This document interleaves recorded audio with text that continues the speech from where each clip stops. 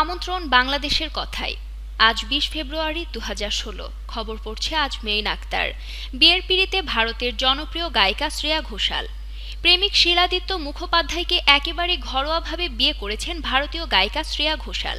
তাদের বিয়ের আনুষ্ঠানিকতা বৃহস্পতিবার রাতে মুম্বাইয়ে সম্পন্ন হয়। আর এখানে দুই পরিবারের লোকজন ও ঘনিষ্ঠ বন্ধুবান্ধব উপস্থিত ছিলেন। শ্রেয়া ঘোষাল তার এক টুইটার বার্তায় নিজেই এই তথ্য জানিয়েছেন। তিনি সেখানে বলেছেন, আমি আমার ভালোবাসাকে বিয়ে করেছি আমাদের পরিবারের লোকজন ও ঘনিষ্ঠ বন্ধুবান্ধবদের উপস্থিতিতে, এবং এখন আমি আমাদের জীবনের এক নতুন অধ্যায় শুরু করতে যাচ্ছি। সঞ্জয় লীলা বানশালীর দেবদাস চলচ্চিত্রে প্লেব্যাকের মধ্য দিয়ে ২০০২ সালে বলিউডে অভিষেক ঘটে শ্রেয়া ঘোষালের। এই চলচ্চিত্রে ৫টি গানে কণ্ঠ দিয়েছিলেন তিনি। এরপর আর পেছনে ফিরে তাকাতে হয়নি শ্রেয়াকে। এতক্ষণ আমাদের সাথে থাকার জন্য ধন্যবাদ।